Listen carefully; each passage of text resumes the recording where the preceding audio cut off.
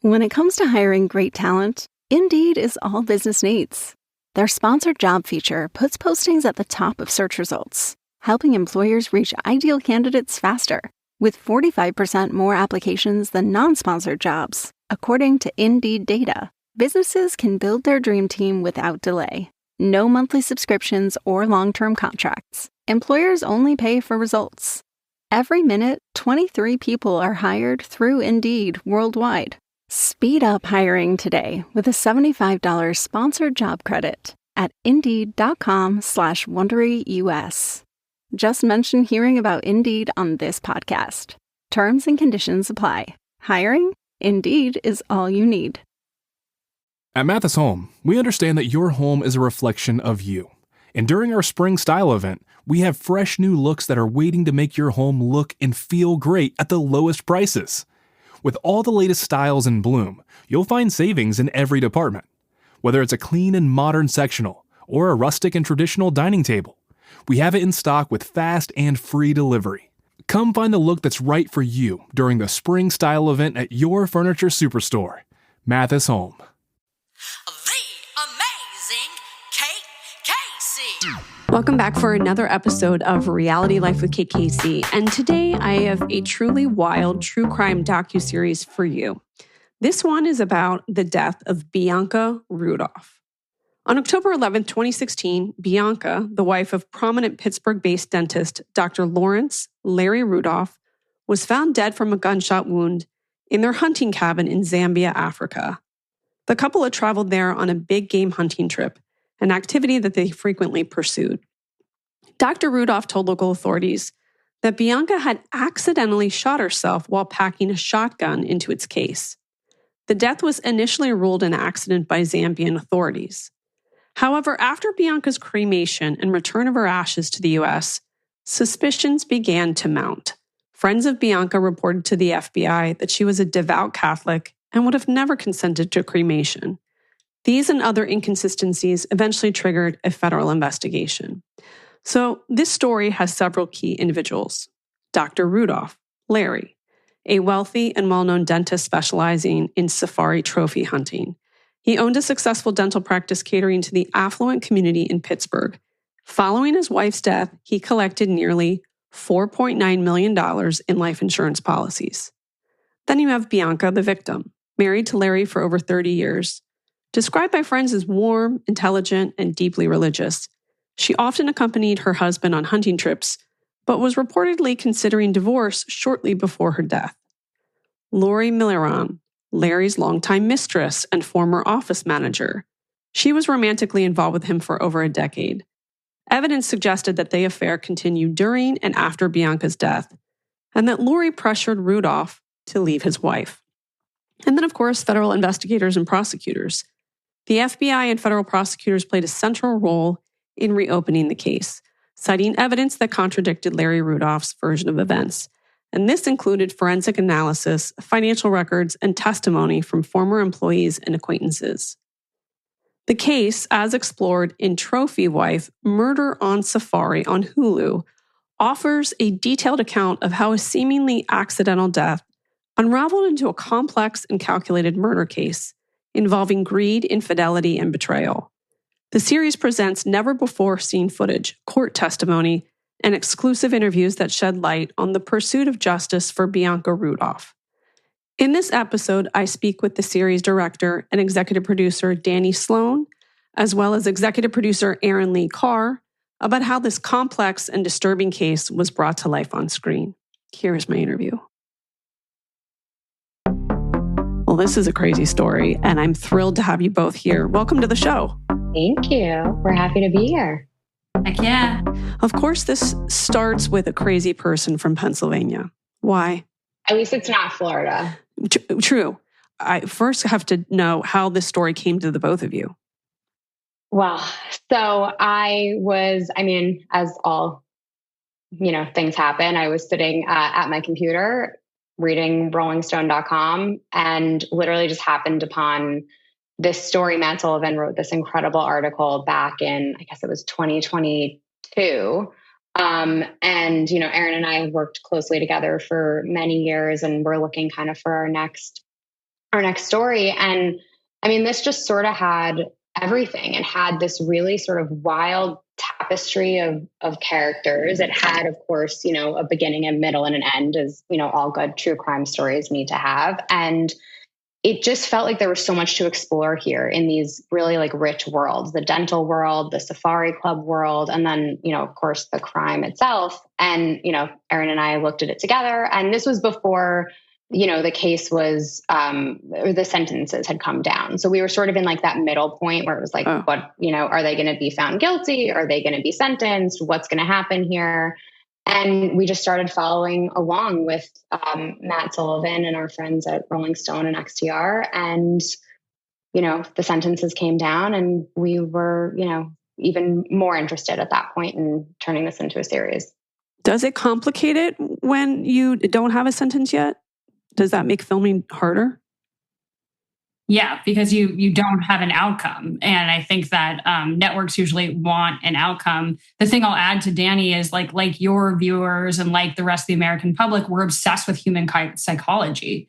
And, you know, like the sort of the male ego, and what does it mean, and what can you get away with? And, you know, we don't have to delve into that. That's a part of a ruling part of our society. And so we really wanted to figure out, what is it? How does a guy like this think that he can get away with it? Right. Mm-hmm. And so we really wanted to answer that burning question, because it's so outside of like what a prototypical normal human being would act and do. And of course, there were questions exactly about what happened, but it just felt like there was so much more to delve into and to investigate and to talk to him, like what he thought.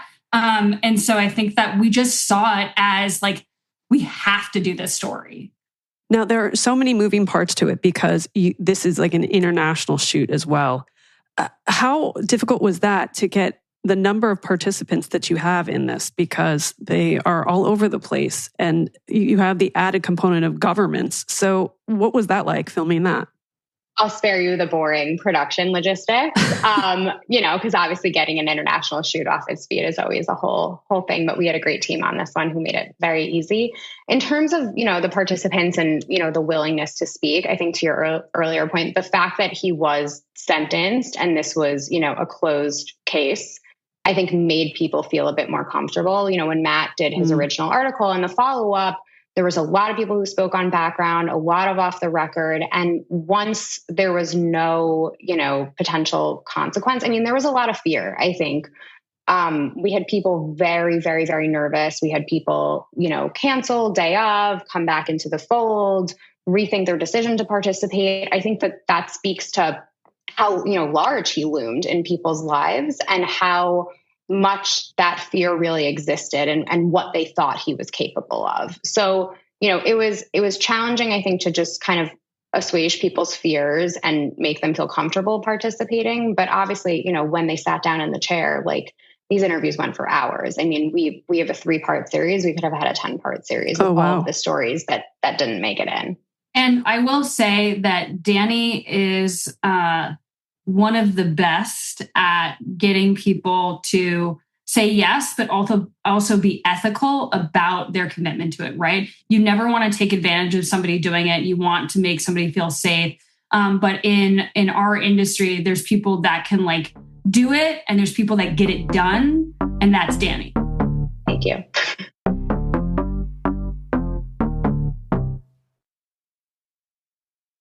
Movie night, date night, or solo marathon, IMDb is your ultimate entertainment companion.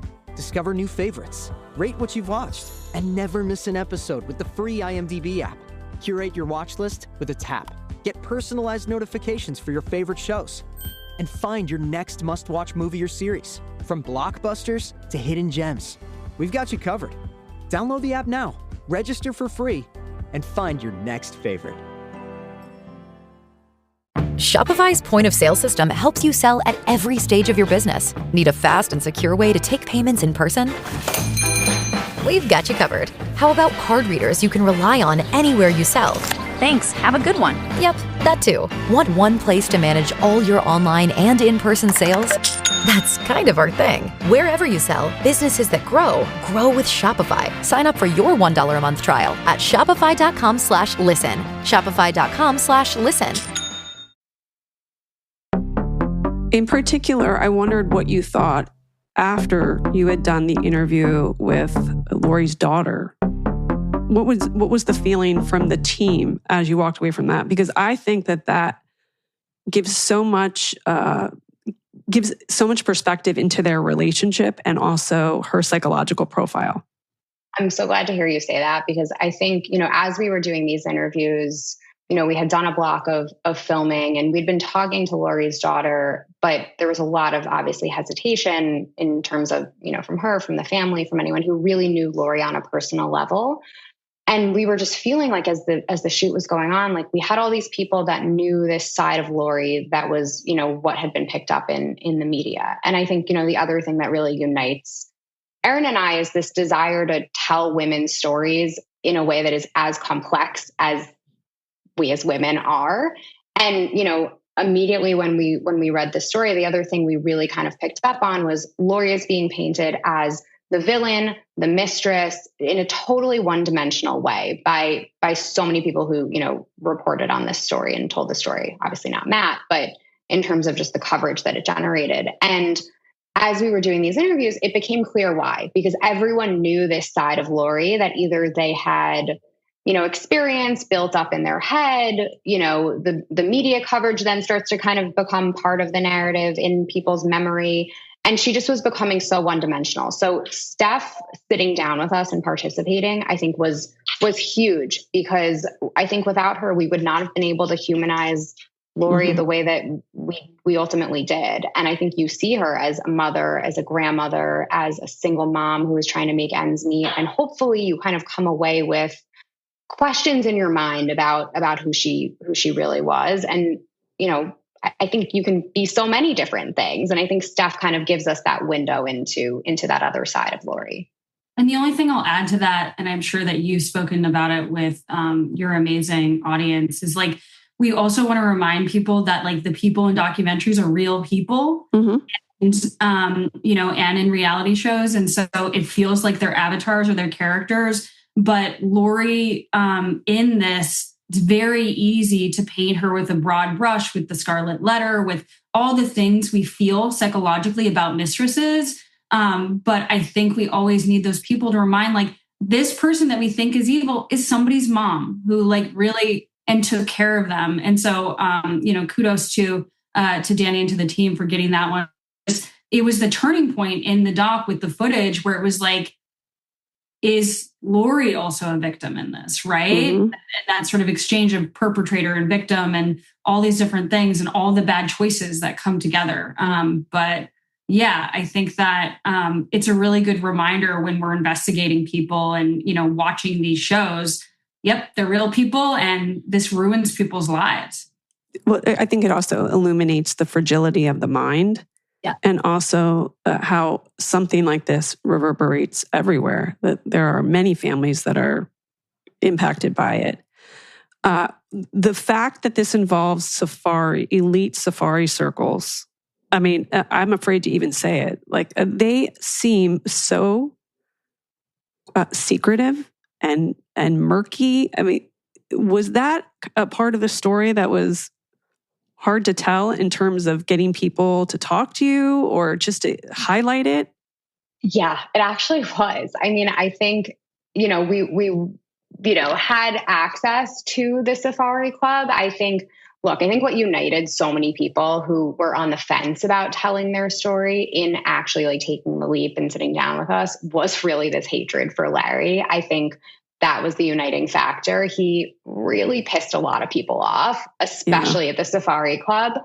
There was definitely a little bit of a veil of secrecy over, the proceedings and the way that they function. And, there's definitely like a fraternity kind of aspect to it, fraternity sorority, sort of aspect to it that I think was kind of interesting to like, in the little way that we were able to kind of break through. I think we could have done it could have been a 5-part series about the Safari Club. so fascinating to really kind of like delve into that world and, you know, those characters there. But, you know, he like violated their ethics and morals. I mean, that's ultimately why he gets kicked out for this organization that, you know, promotes something that, you know, maybe a large swath of the American public might not find so palatable, depending on your political views.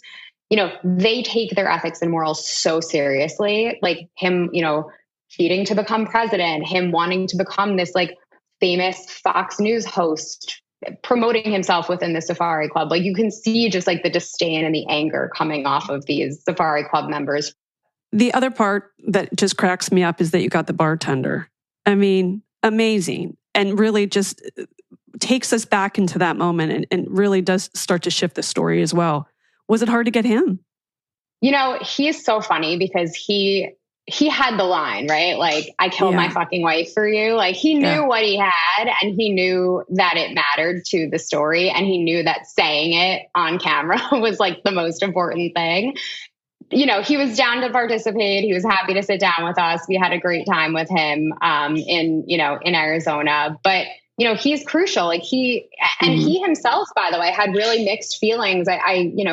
We delve into it a little bit, but I think, you know, obviously we had runtime restrictions and episodic, you know, number of episode restrictions, but like he had some trepidation about even coming forward to the FBI because he had a great relationship with Larry and Lori. He was pals with them. Larry gave him like a Tiffany champagne glass set for Christmas. And he showed me all these handwritten cards from Larry that he had given him. He was a great tipper. Like he did not want to hear what he heard. And he did not want to talk to the FBI because he really was hoping that it wasn't, you know, what he thought he heard. But no, he's amazing. We had a great day with him.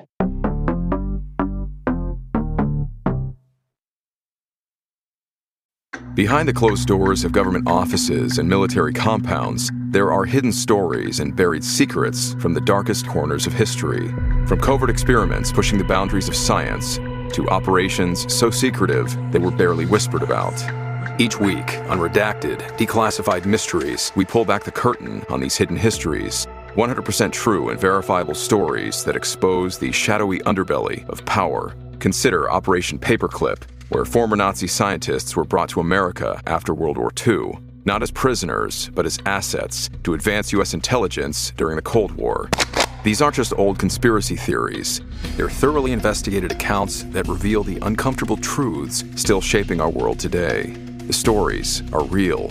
The secrets are shocking. Follow Redacted, Declassified Mysteries on the Wondery app or wherever you get your podcasts. You can listen to Redacted early and ad-free right now on Wondery Plus. Yo, it's your man Nick Cannon, and we are back with a brand new season of We Playing Spades. And to the left of me is the best of me, the one and only, my bestie, Courtney B. And you know what the B stands for. Beat your ass! And that's exactly what we doing right here this season because We Playing Spades is back and better than ever. That's right. So make sure you hit the subscribe button on YouTube. They gave us our own YouTube channel. It's We Playing Spades. Bo, spades. Now, I think that the term is often overused, narcissist. Don't you think that we hear it quite often? But Larry truly is one and clearly has a superiority complex. The fact that he would participate in some way is not surprising to me. I wondered if in the aftermath, if he's still trying to be in communication with your team. In various ways, yes. Yeah, because they can't stop. No. And I think look, he testified in his own trial against the advice of pretty much everyone. Like they were ahead at that point in the trial. And he took the stand because he could not stop himself. I think there was an argument to be made for the fact, like you hear the jurors in episode 3, they were kind of like, this isn't really a case until he got on the stand and said all of the crazy stuff that he said. And I think at the end of the day, like someone like that, narcissist, whatever, you know, however you want to diagnose them, like I think he's his own downfall ultimately. Like this was always going to end up this way. It was just a matter of like when. And it went on for a really long time. He got away with a lot of stuff, right? So like someone like him, what are you going to do? Just keep going and going and going and going and going. And, you don't stop until someone stops you. Mm-hmm. So you said you could easily have another part to this. Is there one part that was not included that is still tugging at you that would be very interesting for the audience to know? Oh my God, there's so many things. I know Erin's favorite is the assassination plot that didn't make it in. Larry, look, we could have done honestly 2 episodes on the trial, because the trial itself and just like the work that David Marcus did to really dismantle every single thing that the prosecution threw at them. There's just so much on the cutting room floor around the FBI's investigation. But Larry separates from his business partners because he's caught potentially embezzling or allegedly embezzling money. And he walks away quietly and then opens this practice I always called it like the Larry David spite shop across the street from the practice that they're both literally still there. But before that, one of his business partners was leaving work one day, minding his own business. This was after the partners had confronted Larry about the embezzlement, but I think before he ended up opening the other practice, and I think before he was formally out. Partners leaving work one day, it's 5, 6 o'clock at night. All of a sudden, he starts getting shot at from a car speeding by on the street. Everyone knows it's Larry. There's a cop that investigates it. We interviewed him at a bowling alley. It was a great interview, as one does. We have all this great footage of him bowling that sadly no one will ever see. No one could ever prove that he did anything. No one could ever prove that he didn't do it. It's just kind of always Larry tried to assassinate his business partner because he got pissed off about being kicked out of the business. But there was never legally it was a little hard to maneuver, including that when it's allegations and the investigation didn't go anywhere. That was a big one. Well, this story has so many layers to it. It's definitely going to be one of those things that people talk about for a couple of days after. I'm so glad that you brought this to us. This is such a fun, crazy, wild story, and I'm sure it's going to stay with you for quite some time. What are you guys working on next? So many things. Well, first, I do want to say, we really had great partners with ABC Studios. They have such an incredible lineup of these sorts of films and really know how to push it. And Dani and her DP, David Boland, shot this in an extremely innovative, cool way. And it was so nice for executives to be completely down with it. I hope your audience tunes in because it's just for me, it's so well shot. But just wanted to say thank you to Claire was really a part of that. And then I did I'm doing the scripted Murdoch show. I co-created the show and I directed an episode, and it's with Patricia Arquette and Jason Clark. So I just shooting that for 5 months. And it's going to come out very soon. And I've got a string of really crazy, bonkers documentaries that I'm hopefully developing with HBO. But yeah. And you better send them my way. Yep. And send in Dani stuff and, just amazing to work with. Yeah. And then Dani, what are you working on? I have a feature that I'm directing. We'll see where it ends up landing with some incredible partners about another very wacky true crime story. I'm enjoying playing in this space where, these are not kind of your average true crime, predictable, stories. I like things that are very character driven and very cinematic. And I like building out these worlds that are very kooky and weird and, feeling like you're able to kind of, exist in them for a little bit. So that hopefully will come out next year. I have another big series that I think you'll be interested in that I can't say much about that's coming out hopefully mid 2026 would be my guess. But I have a feeling you will be interested. It's a big, kind of banner true crime story that we all know. And, a couple other fun things on the But also horizon. hanging out with your family and taking a break a little bit after this. Well, Yeah, you right. deserve it. You need to go sit on a Never. patio with a glass of wine for sure. Never. It's funny. I was saying to Sydney the other day, the way that I track how long it took for this story to come from start to finish is Erin and I found this article a month before I got pregnant with my child, and he's now 2 years old. This has been like such a long time in the making. I like don't know how I'm going to track time anymore now that this is over. This has been my only like benchmark of like, it was pre-Leo and now he's 2 in a couple months. Well, now you have to have another baby. That's what everyone keeps saying, but I'm on board for that. Tell everybody where they can find you. We're both on social media. Dani Sloane 127 on Instagram, and I got that at Erin Lee Carr. And I love to talk about true crime, and I love to hear from folks. So let's get at it. Perfect. Well, thank you guys so much. Thank you. Amazing. Thank you.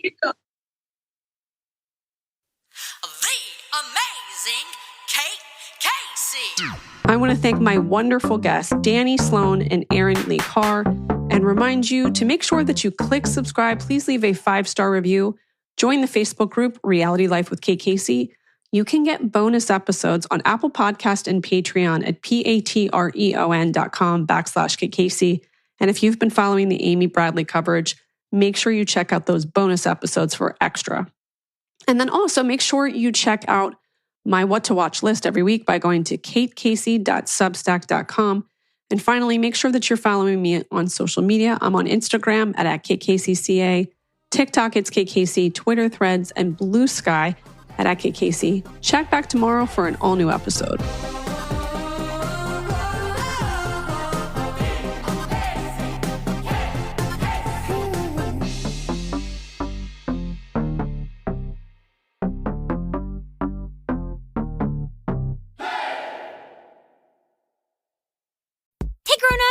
Mindy Thomas. And I'm Guy Raz. And we're the host of the #1 podcast for curious kids, Wow in the World.